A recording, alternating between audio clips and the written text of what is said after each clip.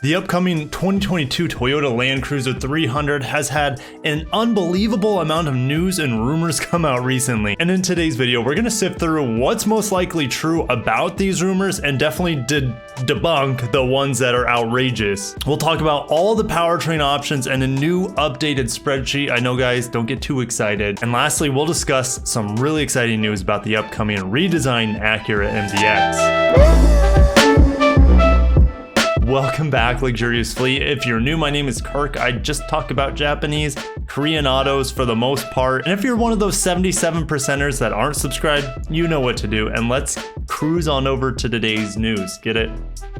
Landcruiser. God, shut up, Kirk. Let's get into it. Over at carsguide.com.australia, if you guys don't know, the Landcruiser sells more in Australia than any other part of the world. And when we get news from down under, a lot of the times you should take notice. So here we go. Toyota dealers told to prepare for the Landcruiser 300 series. Here's when you'll finally see the updated icon and how long you have left to secure the diesel V8 Landcruiser 200. I made a video early last week talking about how the 1VD turbo diesel, the V8 turbo diesel that we don't get here in the States, but it has been canceled or at least planned to be canceled with this Landcruiser 200. So if you want a diesel that's the V8, well, your time's limited. You probably have till mid-spring or early spring if you want to get your hands on a new one anyways. Japanese media is reporting that Toyota's home dealership network has been told the Landcruiser 300 will arrive in April of 2021. And its little brother, the Prado, which has been out almost as long, 2009 compared to 2007 versus the Landcruiser 200 series, that should be coming out following suit in 2022, possibly in the second half of 2022. Since this is in Australia, they're expecting to get the Landcruiser a little bit later. Maybe it would be their wintertime, our summertime here, to get the Landcruiser 300. Whereas in Japan, it'll be a little bit earlier, as expected, right? Okay, so they're talking about the new ladder frame TNGA, nothing new. We've talked about this 3.3 liter turbo diesel. We'll talk about that at length and all the powertrains a little bit later in the video. They are expecting the Landcruiser 300 to carry a $7,000 increase in price compared to the Landcruiser 200. In American dollars, that's a little over $5,000. It will be bigger in almost every dimension, almost 5,000 millimeters in length, almost 2,000 millimeters in width, almost 1,900 millimeters in height, 2,900 millimeters in wheelbase. We're about a third of the way through the claims and rumors here, so let's strap on our seatbelts if you haven't already. Now, in another Australian website, pretty much reporting on a lot of the same things that we just talked about in the last article, except they're here to remind us that there could be a high performance GR model, which of course we'll talk about when we get to the powertrains with the twin turbo V8. They also reiterate the TNGA-F. Every single truck is gonna be built on this TNGA platform. 4Runner, Tacoma, Hilux, Fortuner, that van, that body on frame van, and possibly a new GX. Not getting my hopes up, though, for a new GX. Okay, everything so far has been par for course, kind of just reinforcing a lot of the things we knew already. Now, you might be saying, Kirk, I thought you said there's new stuff. Well, I think there's a lot of fishy stuff going around, and we're going to get into it. So we're over at a Motor One now. There's a lot of things here that I want to dispute. Next generation Toyota Landcruiser will allegedly debut in April 2021. Now, they're quoting Best Car. And we're going to go to Best Car in a little bit to just fact check this article. They're saying in a somewhat surprising move, the Landcruiser allegedly does not ride on the new F1 or the TNGA-F platform or the new body on frame platform that everyone is expecting. They're saying the Tundra is getting it, but not the Landcruiser. And instead, it's going to retain its current underpinnings. If we head over to Best Car Web, one of the first things that they say is TNGA. It is going to be built on the TNGA. Now, where Motor One is getting confused is that it says it will be completely renewed while inheriting the frame structure. Well, that is just alluding to the same premise of body on frame, a ladder frame structure. It's not saying that it's going to be on the same old, outdated Landcruiser 200 platform. There's no way. It's TNGA all the way from the ground up. Everything is completely new. Now, keep in mind, this is translated from Japanese, so I can understand why he was confused or misquoting it, but guys, rest assured, if the Land Cruiser comes out onto the old platform, Toyota's the dumbest automaker in the world. They can't afford to do that. They wouldn't sell any new units. Rest assured, it is going to be on the TNJ platform. If I'm wrong, I'll admit it, but there's just no way. Now, they're saying a Toyota insider tells them, at least in the United States, the company intends to sell the Land Cruiser exclusively with 5 seats to position it as a serious off-roader without the current model's emphasis on luxury. All right, well, that sounds a lot like a Toyota 4Runner. And I don't think they're going to cannibalize the 4Runner sales. The 4Runner sells like hotcakes in comparison to the Land Cruiser. Part of that is price, of course, but if you just strip down the Land Cruiser, new upcoming 4Runner is going to be based on the same platform. It just doesn't make sense. It would be too similar of a product. I'm still sticking with the Land Cruiser is done here in America, at least in the sense that we know it. Could they say like, oh, we're coming out with a Land Cruiser lineup. Here's a Land Cruiser 4Runner. Here's a Land Cruiser Jimny. Fingers crossed that we get the Jimny as a Toyota here. That'd be epic. That would be cool to compete with the Broncos and things like that, that they have a full lineup. And the Jeep, for example, they have full lineups dedicated for that one vehicle or that premise of off-roading, adventuring, things like that. I think Toyota would be very wise to do that, but they don't have to. It just would be cool. It'd be more of a fan service to have like a Land Cruiser lineup than anything here in the United States and across the globe. They're saying that they expect sales to begin in the second half of the year as a 2022 model year. So that'd be in 2021. So late 2021. I just don't see it. The only way we're getting the Land Cruiser, and again, I'd be happy to be wrong because I want the Land Cruiser in every single shape and form to come to the United States.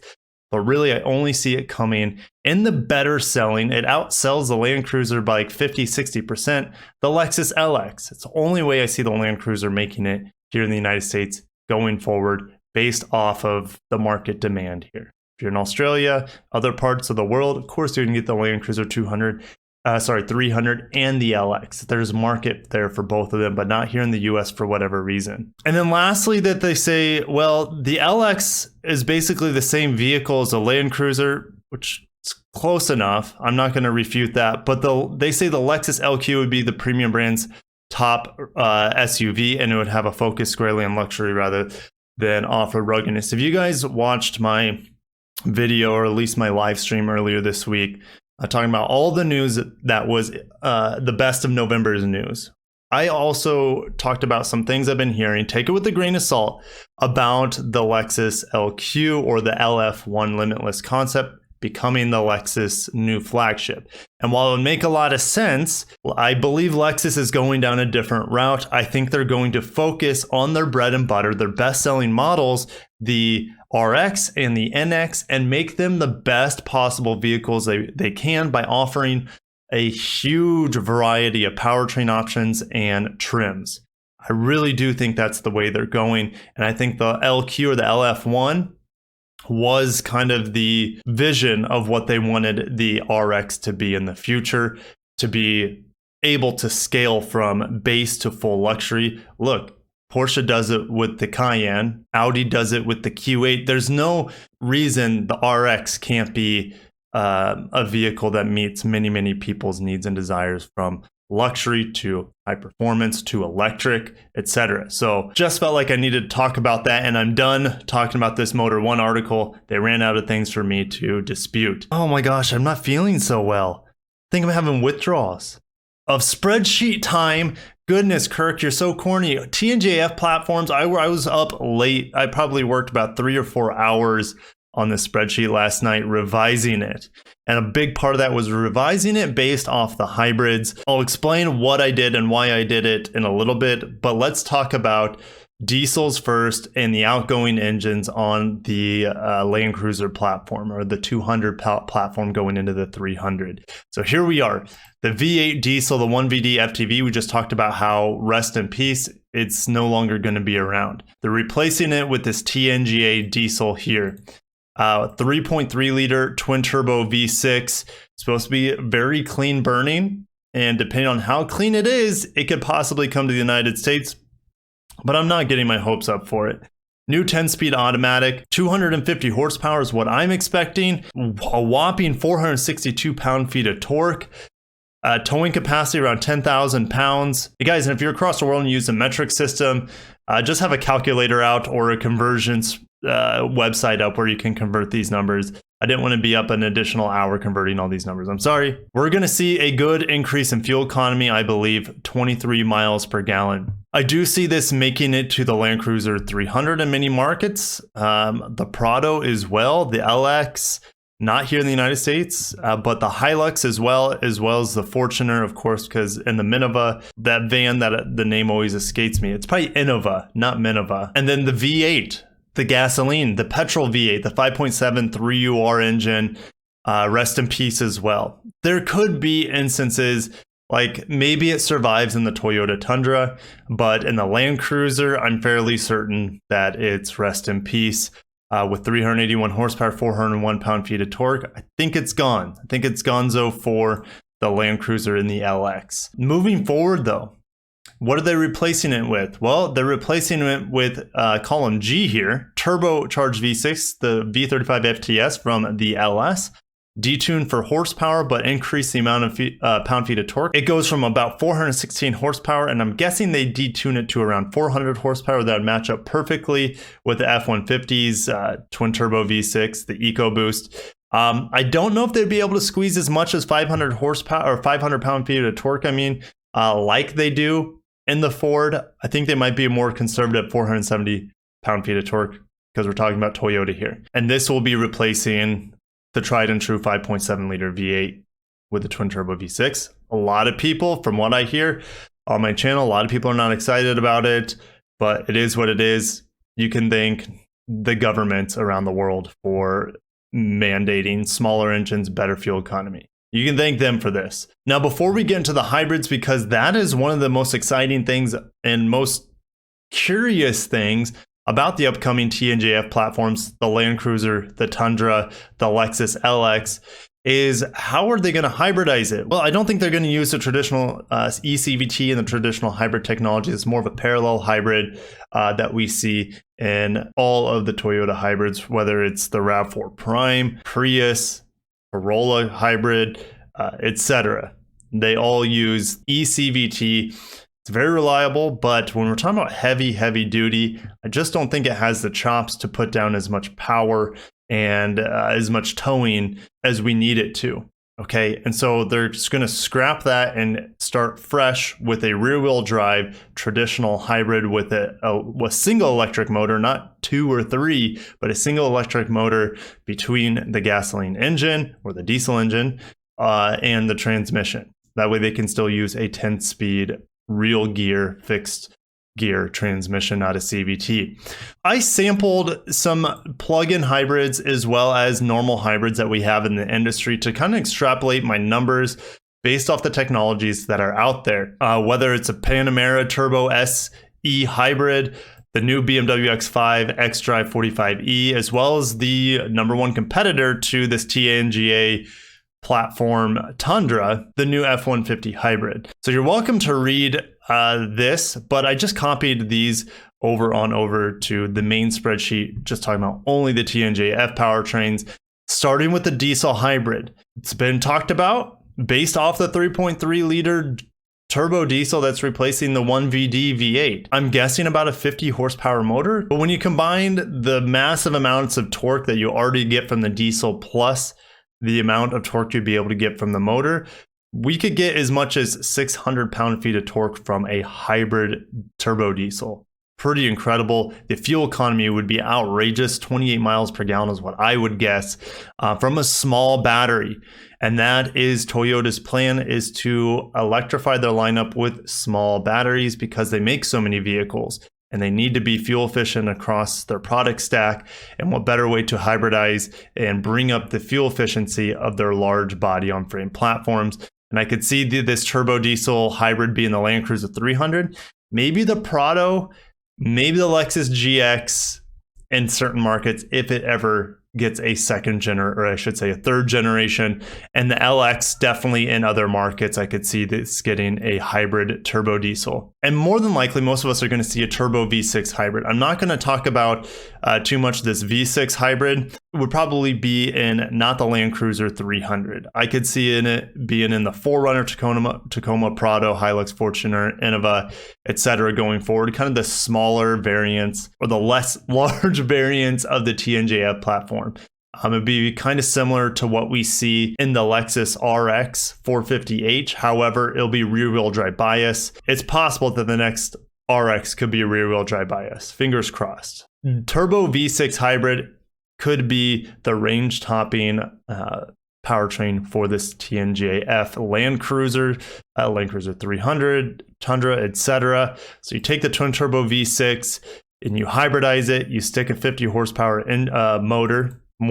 We'll stick with mortar between that and the transmission, and we're going to get about 432 horsepower, which doesn't sound like a huge upgrade, but you got to keep in mind the F-150 has a very similar amount of power at 430 horsepower in that hybrid F-150.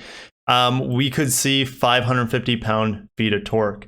I believe the F-150 hybrid has like 570 pound-feet of torque. As long as they're within the same ballpark, tow a massive amount of weight, good fuel economy. So we're going from about 15 miles per gallon with the petrol V8 to possibly 23 miles per gallon. Now, some claims are saying 30 miles per gallon. I'll believe it when I see it. I think 23 miles per gallon on a hybrid is par for course for a large truck going forward. We're going to see in the Tundra, LX 750h, that's what I guess they're going to call it, and of course the Landcruiser 300 series. But we're not going to stop there, guys. We're going to go all out today. Why not? While on topic, talking about all the potential powertrains, I think we've covered the most common ones we're going to see. Twin turbo V6, V6 hybrid, twin turbo V6 hybrid, TNGA diesel hybrid. But now we're going to talk about some crazy stuff, talking about plug-in hybrids. I don't think they're going to do a plug-in hybrid anytime soon on the Landcruiser, but that platform is definitely capable of such an upgrade. And we're talking maybe around 500 horsepower, could be more, over 600 pound-feet of torque. We're talking possibly 40 miles of EV range, depending on how large of a battery they want to put in it. My guess is that since we're talking about Toyota, it could be the same battery pack as the RAV4 Prime. I know it's a much larger vehicle, but EV range would be much lower here, probably around 30 miles of range instead of the 40 miles of range we get the RAV4 Prime or the RAV4 PHV. This would be called the LX 750h Plus. Potentially, who knows what it would be, like a GR Tundra or something like that, or a TRD Pro, Super Pro Off-Road Tundra. And then Landcruiser 300 could get this plug-in hybrid as well. I just don't see it happening anytime soon. If they do bring out a plug-in hybrid for this new F platform, which I expect that they do at some point in time, I think it would come to the Lexus side of things first, because they need to differentiate themselves. They need to pull away from the Toyotas, as I was talking about with the RX and the NX.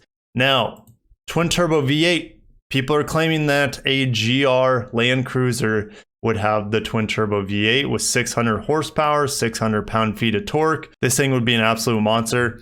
They would put it in the LXF, for example. With this much power, it does still kind of pull itself away from the plug-in hybrid. So I feel like even though they're fairly close on power, within maybe 100, 120 horsepower, and they'd be very similar in torque, it is still going to be a monster that pulls itself. We want to get absolutely ridiculous right now. We're talking about Lexus FFF Plus or GRMN Moon Cruiser. We could see a plug-in hybrid of the twin turbo V8. It's not hard to do. It really isn't. It's just going to be expensive, but it really just depends on how much Toyota wants to charge. Porsche charges 180 grand for their plug-in a hybrid twin turbo V8. You guys can look at these obnoxious numbers here.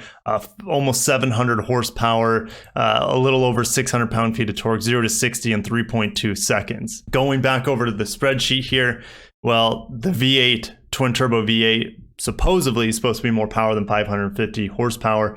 So 600 horsepower. We're talking 700 horsepower combined, 700 pound-feet of torque. Astronomical numbers. Toyota could do it. Lexus could do it. They can do just about anything. And the frustrating thing is they don't, because they're so conservative. They're all about margins and mass scale production. The reason why Porsche, a lot of the Germans can do it. They have a very dedicated, loyal fan base that are willing to shell out 180 grand for something like that. How many people would buy a Lexus that is 180 grand? You know, there's not that many people out there. So probably have to charge 150 grand for something like this. And who knows what the taking rate of it would be, because they're high-end, expensive. Hybrids are, the taking rate's not very good on that. And the reason is because they're not good hybrids. They're outperformed by the non-hybrid variants, and you get charged more for the hybrids while the fuel economy is not that much better. So don't need to talk about the LC hybrid and the LS 500 anymore, hybrids anyways, because they get me fired up. And lastly, guys, I said at the beginning of this video, I did have some exciting news about the MDX. This video is probably 80 minutes long at this point, so I need to get into the new MDX and the information there, because it's pretty exciting. It is making its world debut on December 8th. That will be at 11:30 a.m. PST or 1:30 p.m. my time, and I will be live streaming it. I'll probably have a video ready as well. We're also going to be getting the full unveil of the vehicle on that date, including the Type S, or at least I'm hoping we get the Type S, but they're saying that the Type S is coming in the summer 2021. So no official release for the base MDX early next year. So my guess would be February, March, and then Type S coming in the summer. Can't not wait. So excited. And they did give us a teaser image here, which we already got the prototype images. So how much could a teaser image different show us? Well, you'd be surprised. So on the left, we have the original image that's kind of dark. Don't really see much, but it definitely looks like the prototype, right? Well, it's not the prototype, because I brightened up the image, and if you look at the mirrors, they're definitely fatter and larger than the prototype's mirrors. Everything else looks identical though, so that's the good news. The styling's going to be identical, other than some small things here and there. Slightly larger mirrors, which bigger mirrors is a good thing when you have a big vehicle. But guys, put it on your calendar. If you made it this far into the video and you enjoy me talking about Landcruiser, TNGA-F vehicles, Tundra, etc., Lexus LX. You guys like that? Make sure to smash the like button. It helps me out so much. You have no idea. Subscribe if you're not. If you're part of that 77% that is not subscribed, love to get to 100,000 subscribers. I can't do it without that 77% coming on over to the 20-some% that is already subscribed. And guys, I'll see you in the comments. There's so much information here. There's so much to talk about. Hopefully I didn't put you to sleep. If you made it this far in the video, you're probably sleeping at this point because it's so long. And I'll see you guys in the comments and in the next video. Take care of yourselves and peace out.